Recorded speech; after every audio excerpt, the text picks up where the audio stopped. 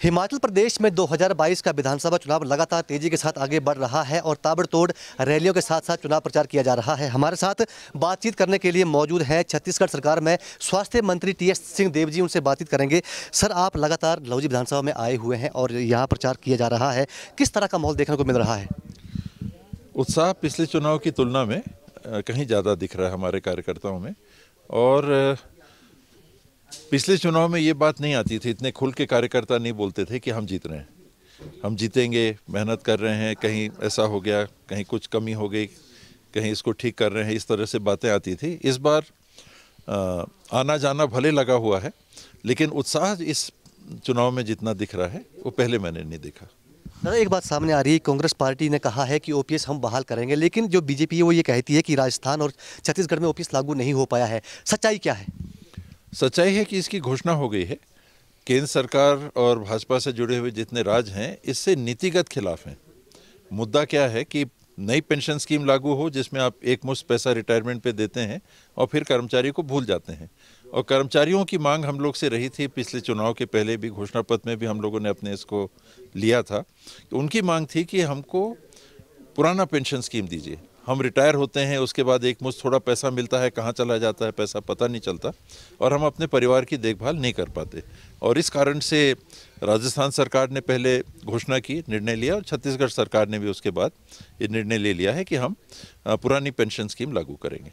हिमाचल प्रदेश में जो 5 साल का कार्यकाल रहा है भाजपा का, जयराम सरकार की, उसमें आप इन 5 सालों को कैसे देखते हैं? कितना विकास आपकी नज़र में हिमाचल प्रदेश में हुआ है, क्योंकि आप हिमाचल में घूम रहे हैं?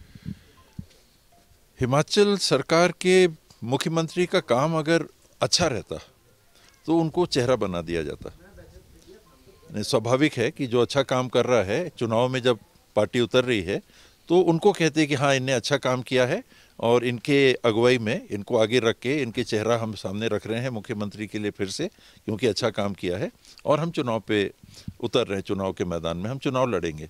यहाँ तो हमने ये देखा कि मोदी जी अपने नाम पे वोट मांग रहे हैं, मेरे को देखो, मेरे को वोट दो।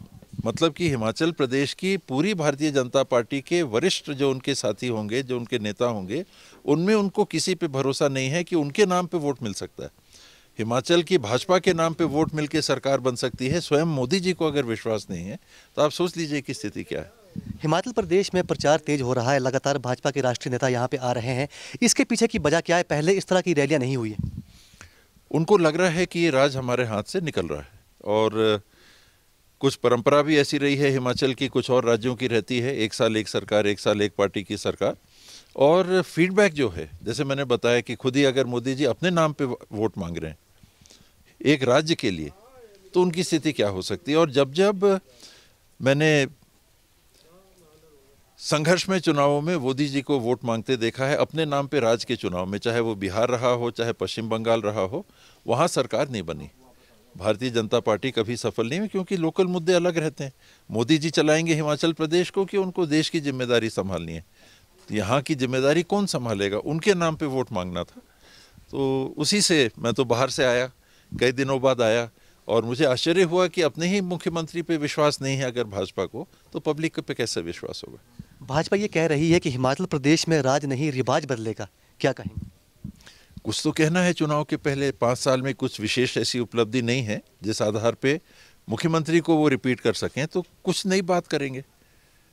ये स्वाभाविक रहता है कि अब कुछ है नहीं तो कुछ भी बोल दो। कभी कह देंगे कि चंबा में ट्रेन आ गई, कभी मंडी के लिए कुछ बोल देंगे, कभी कहेंगे आलू को हम ड्रोन से उठा के ले जाएंगे।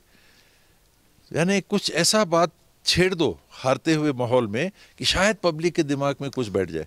लोग, अच्छा नहीं लगता मुझे कि देश के प्रधानमंत्री आए, ये अपने शाह जी आए, और देश के नंबर 1 और 2 वर्तमान के नेता माने जाते हैं, वो ये कह रहे हैं कि चंबा में ट्रेन आ गई, हम सौगात दे चुके हैं।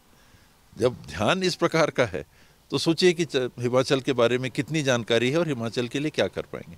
सर, हमसे बातचीत करने के लिए शुक्रिया। तो ये थे हिमाचल प्रदेश में प्रचार करने के लिए आए हुए छत्तीसगढ़ सरकार में कैबिनेट मंत्री और स्वास्थ्य मंत्री टीएस सिंहदेव जी। इनका साफ तौर पे कहना है कि हिमाचल प्रदेश में लगातार प्रचार किया जा रहा है, लेकिन जिस तरह का माहौल हिमाचल प्रदेश में दिखाई दे रहा है उससे साफ जाहिर होता है कि हिमाचल प्रदेश में कांग्रेस पार्टी की सरकार बनने जा रही है। चंबा से न्यूज़ 24 के लिए मंजूर पठान की रिपोर्ट।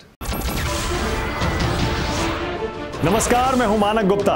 अगर आपको हमारा ये वीडियो पसंद आया हो तो इसे लाइक और शेयर जरूर करें, और हां, हमें सब्सक्राइब और फॉलो करना ना भूलें ताकि आप देश और दुनिया की कोई खबर मिस ना करें।